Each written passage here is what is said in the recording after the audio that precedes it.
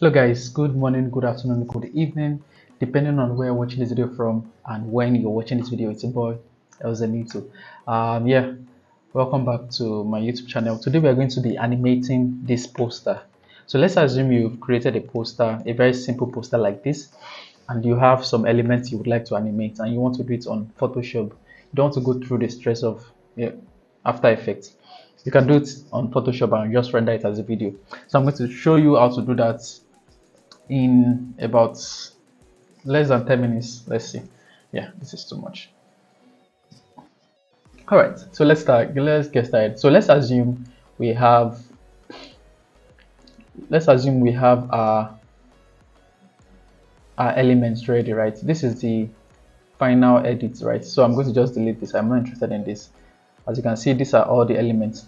Now anyone you would want to edit, it's best for you to convert it to a smart object. As you can see, I've converted this to a smart object.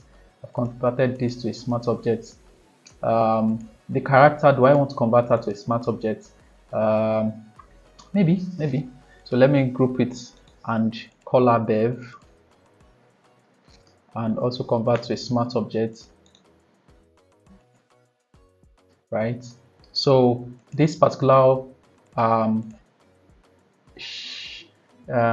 shadowy vibe, not shadowy vibe, blur, Gaussian blur vibe, you can also convert that to a smart object. So I'm going to group it and just convert to a smart object as well. So just make sure that anything you want to edit is in a smart object. And the reason why you want to convert to a smart object is when you are converted to a smart object, you will then have the option to like animate the position, the scale, and any other stuff like that. So the first thing you want to do is to bring up the animation panel. So what you want to do is go to Windows and come down to Timeline. So click on Timeline and automatically you would not see this, right? So what you would see is, let me see if I can go back. Can I go back? I think I've even done some already. Let me see. All right, what I'm going to do is I'm going to start from the beginning. So let's go to New. Let's check the dimension of this design, 2000 by 2024, 2240, right? So I'm going to open it up. Where are you running to? New 2000 by 2240. I think I already worked on the design. So yeah, this is what you're supposed to see. So I'm going to just drag this, right? I'm going to drag this, group it into a group everything into a particular group. Now bring it into this place like so, right? So we have this. I'm going to close this. Let me save this. I'm going to save it as African. Yeah. So I've replaced that particular design. So now let's start from the beginning. So let's say we have our design. Let me delete the group, but I'm going to say group only so that the content is showing. Now let's say we have our design, right? This is what you'd see when you come to Windows and Timeline. This is what you would see. So the first thing you want to do is come to create video timeline. So click on create video timeline and everything becomes a scene, right? Or an element, so to say. So you can zoom in and out like this to see the full scale of your timeline. So let me just say I'm working with this like this. Yeah, or we can even reduce the timeline to something like this. So let's just say 5 seconds. So this is like 5 frames, I guess. 5 seconds, like you get, so 5 seconds, that's like 300 frames, depending on the total number of frames per second that you're working with. Don't let me bore you with technical terms, but yeah, we are working with 5 seconds. Automatically Photoshop comes with 5 seconds frame. So when you click on video timeline, it's going to show you 5 seconds, right? And every element that you have in your design would be listed here. Now the first thing you want to do is this. Let's say we want to start with the animation of this text. That's the text behind that. So just click on the animation on the text, right? Ensure it's converted to a smart object. Now when you click on it, scroll down to look for where it is. This is it here. Now open it up, you would see transform, opacity, and style. So there are three ways to animate in Photoshop when you have converted your element to a smart object. You can animate the position, the scale, that's under transform. You can also animate the opacity, that's how transparent it is or how opaque it is. You can also animate the style, that's you want to convert it from normal to soft light to hard light, So but yeah, we leave it at normal. So what we want to animate, we want to make it as simple as possible. It's just the transform.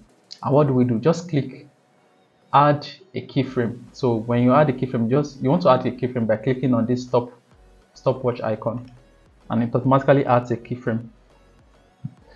Very simple. What you want to then do is drag this to the midpoint. Now what I'm trying to do is I want to show you how you can animate a circular text perfectly, so it can go 360, right? So drag it to the center like this. It can be 10, it can be 20, anyone. Then come down here and choose and write 180. Then press enter, right? Let me close this. Now after doing that, scroll down to the end point again. Scroll down to the end point and also give it, instead of 180, change it back to 0 and press enter as well. Now when you go back to the beginning and play your animation, that text is rotating. Now you notice that it's a bit slow, and that's because it requires a lot of RAM. So it's best to just test it for like 1 second to ensure that it is running. So when you play it and you see that it's actually running, you see it's faster now, right? So just play it and just leave it and like stop the animation. So close this and let's go to the next text. So I'm going to re-explain the same thing we've done for this first text. We'll do it for the second text. What you want to do is look for the text. I think this is it. Yeah, this is the text. So select the text. Now scroll up, look for where it has been selected, which is this. Open it up. This time we're going to animate both the transform and the opacity, right? So to do that, first off, you animate the transform. So add a keyframe, scroll to a midpoint here, change this to 180, enter, scroll to the end point and change it to 0 and enter. Now when you go back, you would see that when you play, your both are scrolling. You understand? Now another thing you can then do is you've added keyframe to the opacity, to the transform too. So you want to add another keyframe, you want to add another animation to the opacity. So you want to make it, as it is rolling, you want it to reduce in transparency and increase in transparency. And to do that, same thing, just add a keyframe, scroll to the midpoint. You can come down to opacity, change it to 50, then scroll to the end point and change it back to 100. And that's basically it. So when you play it, as it is rolling, as the text is going around, it's going to be reducing in transparency till it gets to the midpoint. Now another thing you can do is you can break it down into smaller parts. So for example, you can come down here and reduce the opacity to 0, right? You can come down here, reduce the opacity to 100. So you can break the animation into smaller parts. That way, before 5 seconds, it has changed transparency multiple times, and this does not affect the animation you have done on your transform. So if I play it, you can see that it is still rotating, but the transparency is going up, down, as you can notice. Now it might not be too clear because again it is working with RAM, so again it is going to show as though it is like lagging, but when you then render your video, you would see that it is very, very clear. Now the last thing you want to animate, or the last animation I want to do, is the animation for the styles. So this time we are going to use inspired by Beverly, which is this one.